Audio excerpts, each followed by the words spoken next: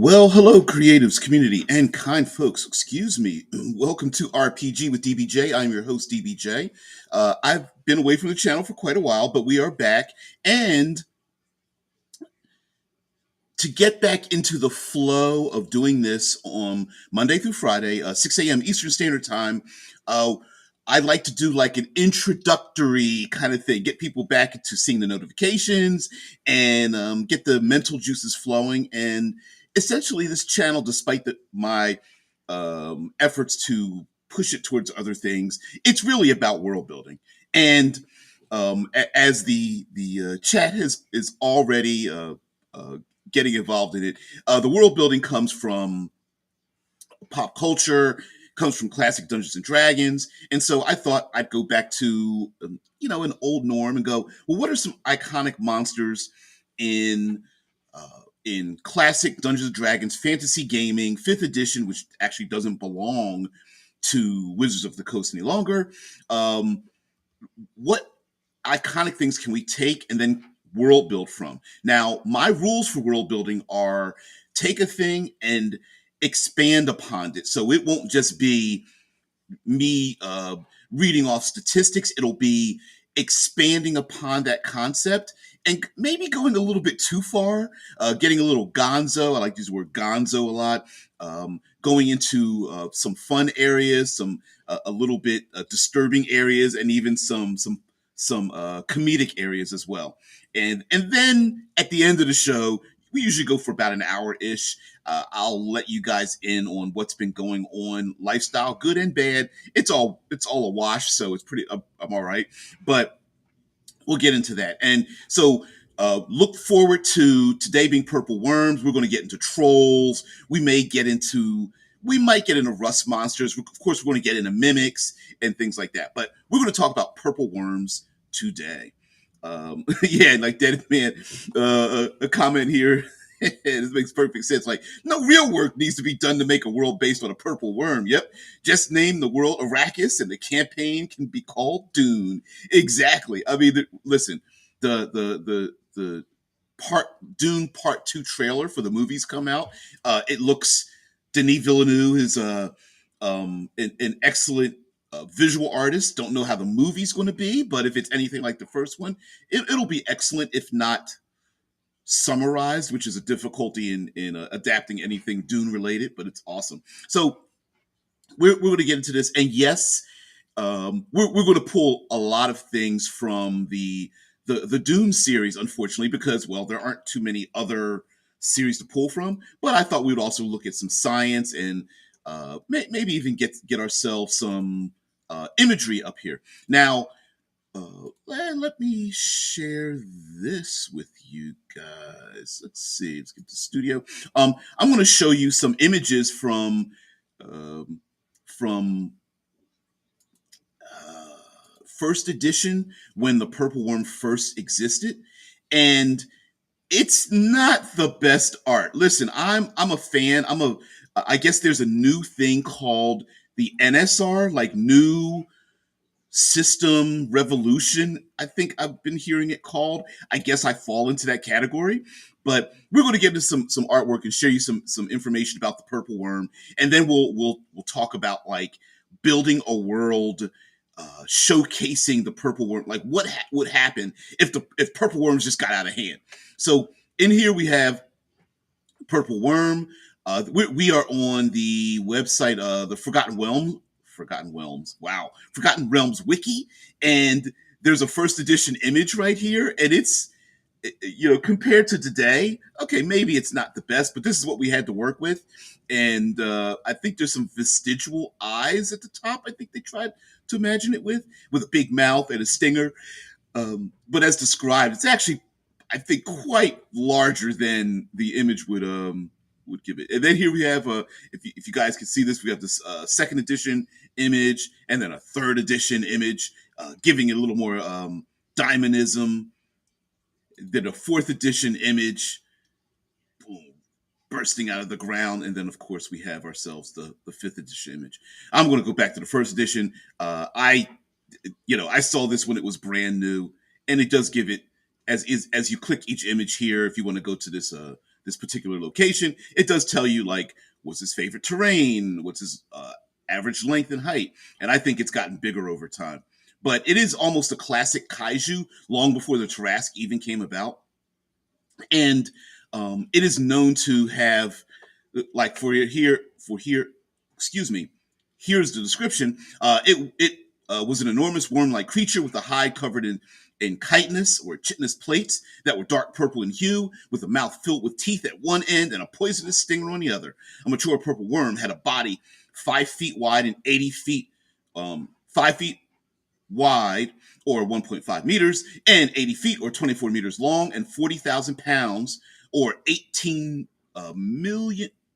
million grams in weight. They moved by alternatingly compressing and expanding their bodies, which made them capable of sudden speed.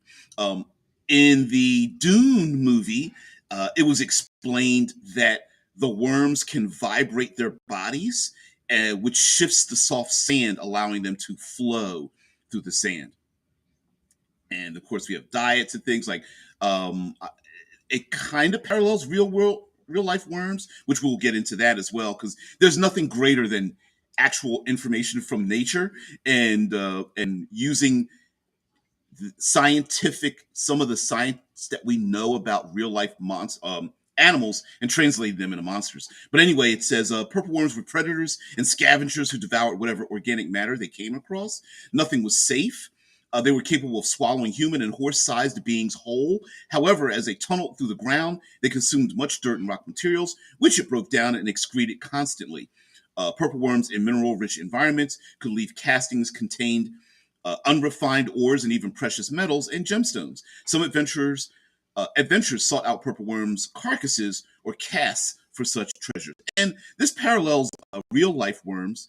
If I could share this, this is from the Iowa Natural Department of Natural Resources, and it just gives like 5 cool things you should know about worms. And essentially, the fifth thing describes what worms do. Vermicomposting, which are known as ecosystem engineers. Worms make perfect friends for your compost pile. They dispose of organic waste and get free compost. The worms get to eat all they want. Yep, talk about a win-win situation. Despite some claims that vermicomposting is a stinky endeavor, not neglecting the compost provides the best solution to a smelly bin, like making sure to turn and rotate the dirt so it's aerated. Vermicomposting helps the planet and your garden. And essentially, worms. The question that I typed in here is, do worms eat dirt? And they say, yep, earthworms eat soil. Their nutrition comes from things in soil, such as decaying roots and leaves. Animal manures are an important food source for earthworms. And I think that is something I think is the creative part of worms and using purple worms. Like, what is it about the world that would make them expand out so much? And I think it would be kind of cool to tie in some of um, our favorite elements from fantasy, um, large battles, ancient civilizations that have some kind of cosmic event. All these things could have been happening above ground, and therefore feeding the soil generation after generation, society after kingdom, empire after empire, feeding the soil, causing these really small, benign creatures, animals, to expand and grow and start to dominate our world. And maybe there's just so much fuel for their growth, the deep underground, the darkness, the inability for maybe underland or underworld creatures, subterranean civilizations to keep them under control, and they just start to expand and start to dominate. And I could see the surface world trying to find, you know, the hardest materials possible, the rock hard materials that maybe purple worms cannot burrow through, to finally build some kind of civilization on it, almost like islands over earthen ground. Yes, going back to Arrakis in the Dune world, in this, what are they called? Sieges, where the community of Fremen live, so that they are these underground subterranean tunnel locations where they're able to live and not summon the purple worms. Now, the purple worms do have certain capabilities. They do have abilities like blind sense and tremor sense that allow them to navigate in the dark. And combining the tremor sense for the surface world means that they can sense all kinds of vibrations above.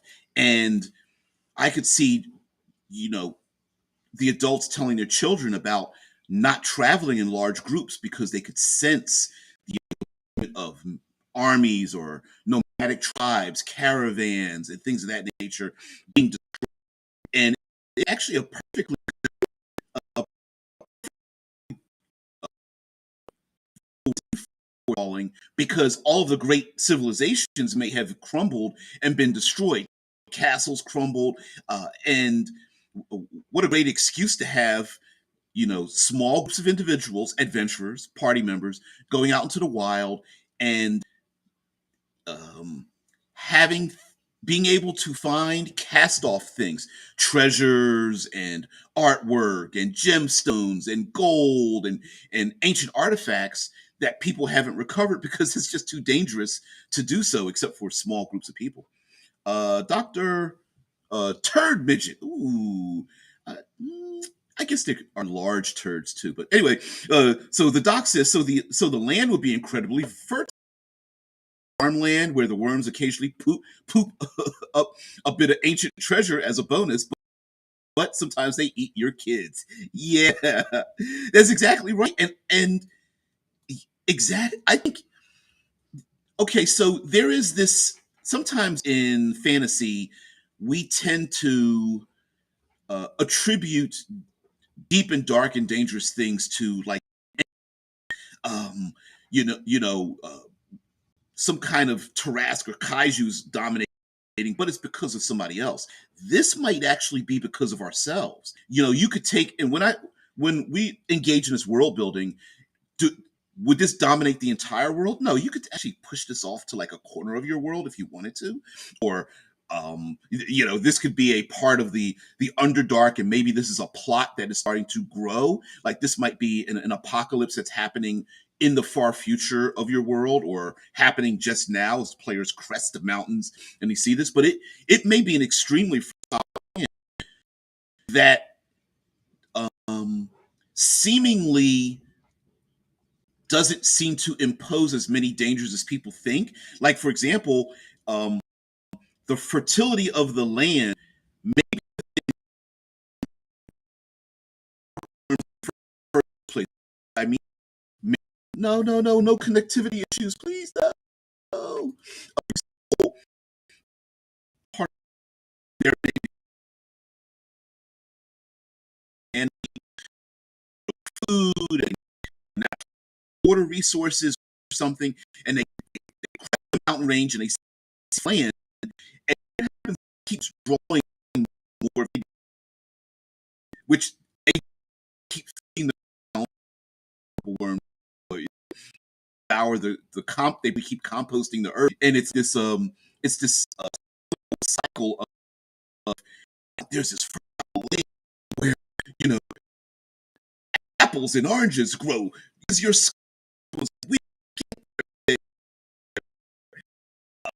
mountains and forests and these and jungles and rainforests and like of things that go natural, and you're like, this is great.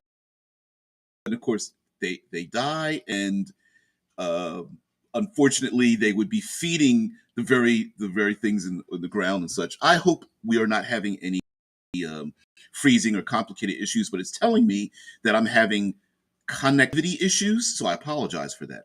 Moving on with this as well, and um, humanity is very adaptable, and pulling from Dune, as a dead man was talking about, bringing up Arrakis and such, pulling from Dune, some of that uh, as these giant worms burrow through the earth, and we're going to talk about them not being giant and making them 5 times as large as well.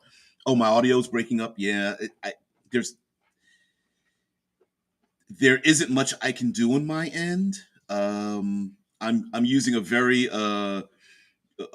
basic streaming method, and yeah, good. Hey, thanks M squared. Thank you guys for. Damn, you guys are actually here. I thought this would just go up with nobody watching it first. All right, so um, yep, yep, I agree with you. Thanks, there, M. Uh, so one of the things that human beings do, we're adaptable. We could draw this from Dune. Is the idea of people who live in and around this place, and I can imagine them living on top of rock mounds, plateaus, mesas, living well above the earth, or living on top of mountains like diamond carved geodes, because maybe there's materials that these worms cannot burrow through, and it could be that their color comes from either something they're digesting or something they can't digest, and that's where people live. But I'm also imagining them being able to try to dominate these worms and ride them, control them using I was going to say herbs and spices, but using mechanisms, sound, vibrations, pheromones, scents, incense, music, things like that, to get them to move in different directions, move towards enemies, to avoid them, to become a decoy and draw them in one to the east while the tribe moves to the west. And that in itself would be awesome, because your players, by introducing something like this into your fantasy world, you may just say in your session zero, say straight up, listen, guys, one purple worm, you're probably going to die. Dozens of purple worms, you're no. It's listen. I understand you're adventurers and you think you can fight everything, but we're talking about something that is a dominant species in this world, and let them know up front that, yeah, going one on one with these things, unless you are a high enough level, is going to get you killed. And so players may need to navigate this world in other ways. And I think having that, I love having a complication that is the third portion of a triangle. So players on one side, they're the protagonist. You have your antagonist, whether it's going into a deep dungeon, or a finding a lost caravan, or a destroyed castle. And of course, we've got brigands and banditry out there, and all your classic D&D stuff, vampires and things. And then you have these purple worms. And imagine putting that time limit on a player. Hey guys, you're about to fight a horde of kobolds, but that's going to draw these things towards you. How long do you want to stay in the fight? Having purple worms like burst through while the players are like engaged in some kind of like conflict or something, and having the NPCs or the adversaries have to make their choices, and the players make a choice, while worms start trying to do like dead bodies and cast-offs that the players cause, as they go murder hoboing through the world, would be interesting. Mike says, imagine a world where dwarves have had warring rival clans below the earth. Their wars seeded the ground with blood and flesh, combined with the soil, just such mutated the worms. Oh, hell yeah. I mean, why isn't your comment coming through? Yeah. All right. Yeah, I'm getting some issues. All right, so but I think that would be sweet. I mean, we always talk about in fantasy, how common is it for the dwarven hold to have a conflict with its enemies, the kobolds, or the now forgotten, but I still love troglodytes or something, right? Or like you said, dwarven, um, the Five Kings Mountain, and there's like five kingdoms, and they're kings, and they have a battle with each other, and you know the battle goes on for weeks and months, and now it's been years, now it's been generations, and guess what?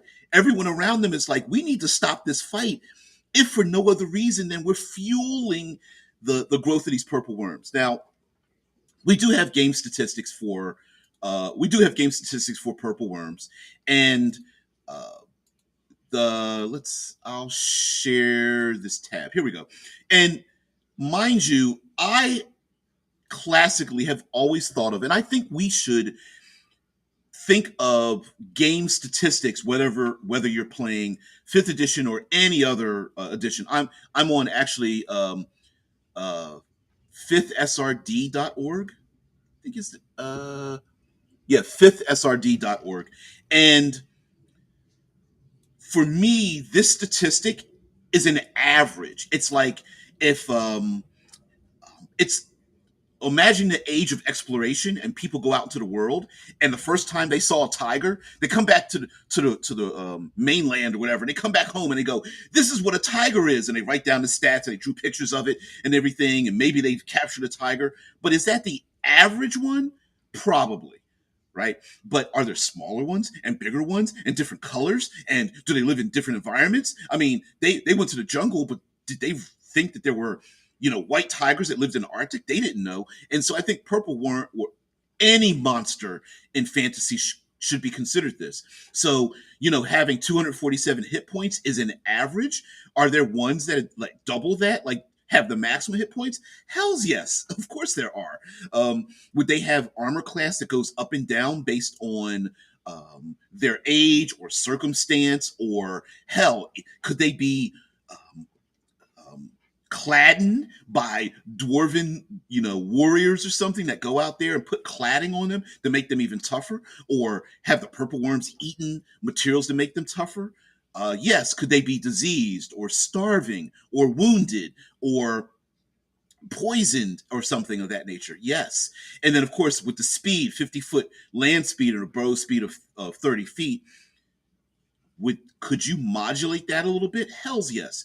Now there is something in gaming, and it's a little complicated as well, that deals with something very simple, and that's this ability to burrow.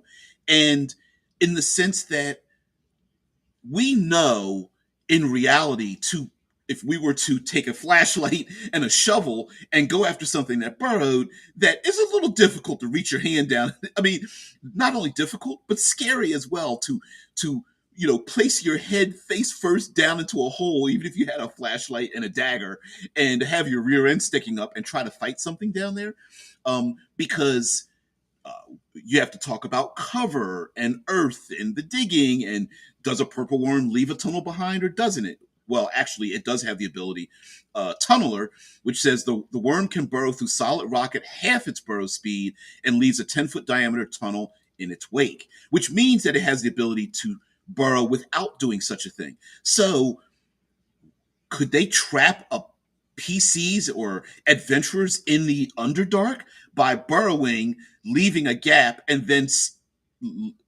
burrowing using its tunnel ability, leaving a big open space, 10-foot wide diameter tunnel, and then not doing and leave it behind? Yeah, I don't know. But I think that's pretty interesting, and coming up with rules about that. Same with its game statistics like strength and dex and con. Could you vacillate that up and down? Of course.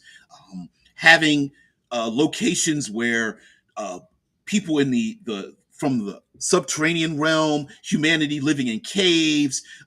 Maybe there are pits where you see thousands of smaller worms, maybe the size of your forearm, uh, you know, being in a pit that's being fed by decomposing plant and animal material would be sweet. Having maybe you could tie magic and alchemy to these things. Maybe the purple worms are an easy way. So the worms consume so much that killing them and cutting them open and gathering things in their gullet is a great way for alchemists and arcanists and even just magic and finding material components inside the dead. Purple worms may be the where magic comes from. It's the easiest way to get there. Hey, you know what? I could travel 15 leagues across a dangerous landscape above the ground and hope I don't get eaten, or we could just thump the ground, pulling from Dune, right? Do a little ground thumping thing, and draw the worms to us, and then I can find my magic components and spells from there. Also, uh, I think it would be kind of sweet to re-flavor character capabilities and culture around the purple worms themselves. So what I mean by that is, for example, thinking about thumpers, the first thing that came to my mind were are bards. Imagine bards that can create these rhythmic sounds, and those rhythmic sounds can draw the worms, make them go away, maybe kind of hypnotize them as they circle a region, or the worms come out of the ground and they start to sway back and forth. And those, maybe the rhythmic sounds and the songs and that they do, whether they're through drums or stomping the earth with their feet, um, like a military brigade as they walk, the people travel from one place to another. Maybe bards are the ones that come up with these slightly off kilter rhythmic sounds that keep the worms away, so that people can travel from one place to another, or from one high ground to another. That would be very interesting to have the bards be that way. Now, it might be that they're able to sing or use musical instruments that can't that are of a sound wave that we can hear, but the worms can't hear it. Maybe they have high pitched voices, or they use kind of like airs or flutes or something, and wind instruments or string instruments or something of that nature. Or they like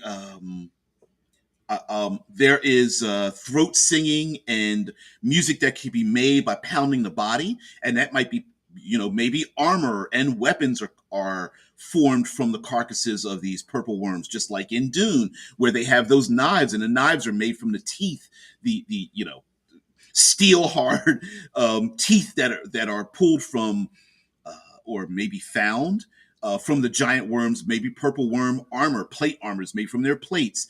Um, let's see, chain mail or scale mail is made from something that comes from their bodies or whatnot. I riding on top of them may be just a very common thing. Hey, you want to get from A to B, from one kingdom to another? Hey, PCs, make that animal handling check and take a ride or something like that. Let me get some artwork back up in here. Of course, we had a lot of artwork pulled from across the interwebs and of the purple worms. And again, would you like to change the purple from that color to something else? Hell yeah! I mean, the purple could be regionally based. It could be what they've eaten. It could be a natural camouflage of some sort. It could be a natural mutation.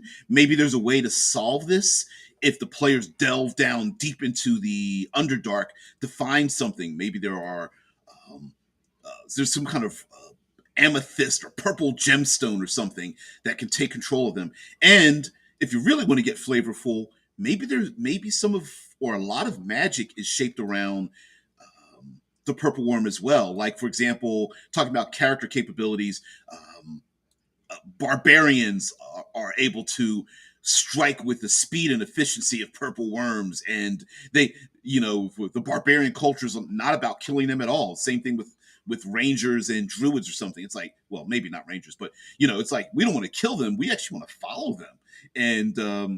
And we strike and attack when they, after they devastate an area, we come in and clean up, and that kind of thing. Or maybe barbarians cause such a ruckus that it's like everyone's scared of these barbaric tribes, because they purposefully create noise and sound to draw them in, and then pick up the pieces from the chaos. Um, I could see a holy order worshiping these creatures, where if you're devoured by one, it's because the god said so. But if you are blessed by them from finding things in their castings, it's from a blessing from the gods and whatnot. What would be really dangerous would be for, and kind of scary too, would be for player characters to be able to raise small ones. You could even reflame, reskin, recontextualize maybe some familiars as purple worms for players that have, the ranger character that's got a worm that circles over his arm or around his shoulders. Hey, Druden. Hey, thank you so much. Yeah, I'm back. I'm back. There's, like I said, at the end of the show, we'll talk about things. Most people tune out by that point, and then we'll talk about like some private stuff. I'll let you in on some things. Not all of it's bad. It's just why I haven't been around. Um, Also, the worms could be bred to do and act in a particular way. Again, humanity is very adaptable, and much like our relationship with dogs today and wolves, dire wolves from the ancient days, maybe the purple worms only devour. They're extremely dangerous and nobody wants to be killed by them, but maybe they're dormant during a particular season, or after they've eaten so much, there are oracles or naturalists or something of that nature that go, oh, they've, they're looking with their spy glasses out across the verdant fields of the orchards and fruited plains, and they go, oh, they've been, feasting for 5 hours. You could feel the ground shaking and stuff. All right, they're about to go in their dormant stage, and all of a sudden the shaking stops, and everyone's like, "We've got until an hour and a half, right?" I don't know how you'd measure the time, right? But in ancient days, they're like, once the sun goes down and the earth cools off, the surface world cools off, they'll be back. So we've got about an hour. And then PCs have to run for it and start gathering supplies and such. I think this would also make for a great environment in which it's like delving through the great empires, but the player characters are living in or humanity is living in a downward spiral of humanity, meaning like there's lost texts, lost technologies, lost magic that the humanity is trying to recover. Now, how long this has happened depends. If this is something very recent, within 1 or 2 generations, then people remember what the old world was like, and then go back to the new world, right? But this could also be a generational thing. Back in my day, purple worms weren't very common. They were just XP sponges and blah blah blah. Whereas in a modern context, it could be that the young folk don't remember a time where there were great empires, and all they remember are these things, right? So that's also a possibility. How to handle like, what is there? This looks like someone, male fighter wearing and it probably is scale mail or plate mail based off of purple worm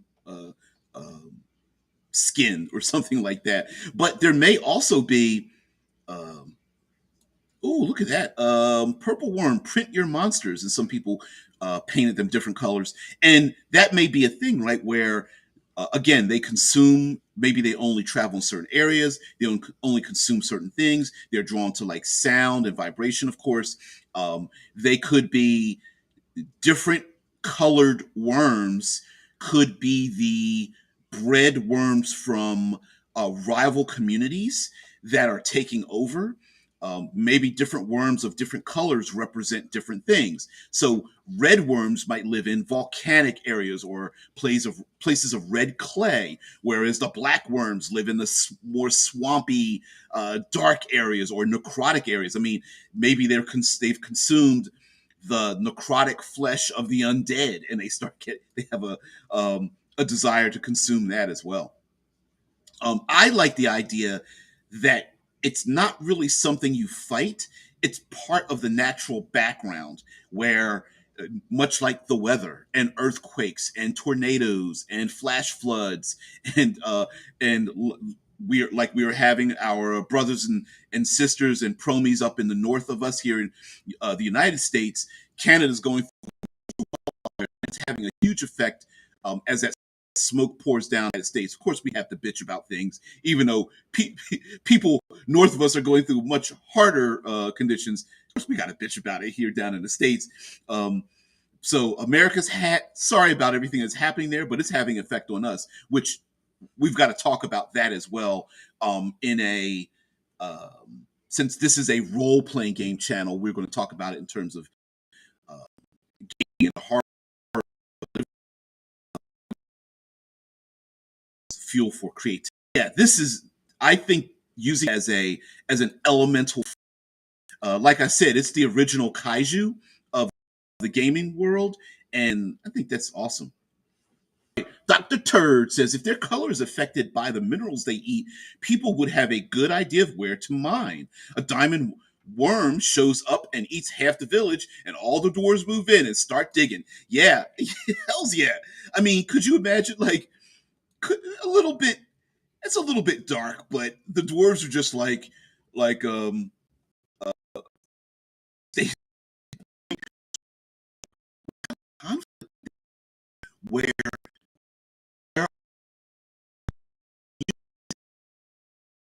who understand that the purposeful eat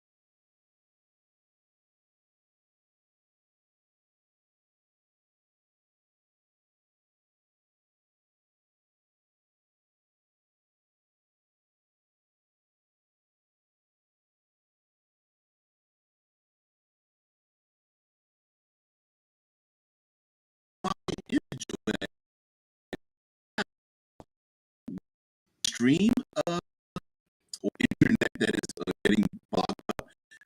I appreciate my shit. But I think that would be sweet for like they're like, listen, we told you not to move into the valley, and you moved into the valley, but you want our help? I can't risk my people. But but once it goes through after a couple hours, it's going to leave behind a lot of gemstones, and we'll take that. Also, there's a little bit of a scavenger hunt kind of thing going on here. Like, do you follow the path of the worms to scavenge after it leaves, but then doing that might cause the worms to come back, or it may be a matter of finders keepers, right? The worms come through an area, they leave. Now there's these great tunnels with gemstones left behind and safe passages or something, especially if the worms tend not to migrate back. They don't come back to where they've lived. Also, you know, baby worms. That might be a danger in and of itself. Players needing to, if they stumble upon the baby worms, they might have to make a run for it, or destroy them even. Using I have always been a fan of a West Marches, Northern Reaches, um, survivalistic style of gaming. I guess I would consider myself to be in this brand new NSR where it's like OSR style, old school play style in a new world setting, and it kind of it feeds my soul that way. And I think having players be responsible for a community or a group of nomads or something like that, and the players having to go out, do some adventuring, but also bring back food and nutrients and water to bring back maybe ancient texts or items that the community could use that the player characters really don't need, but the community could really benefit from. Finding safe places for the nomadic group um, to travel to, and then making sure they get there safely. But then the players are like, okay, listen, everybody, you stay here in the cave system. It looks like it's made out of a hardened rock or something, or literally a geode of diamond that these purple worms cannot dig through.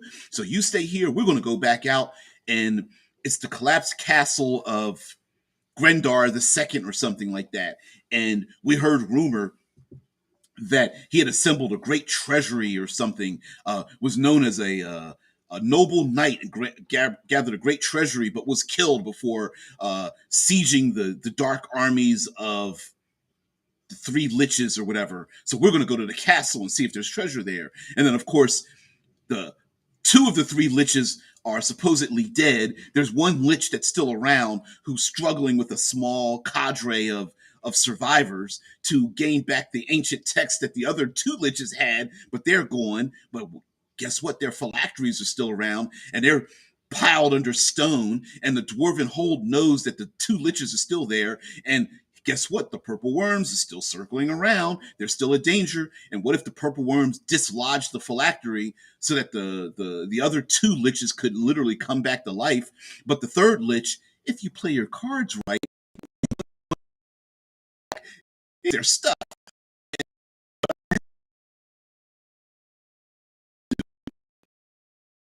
Navigate a world where you have these purple worms are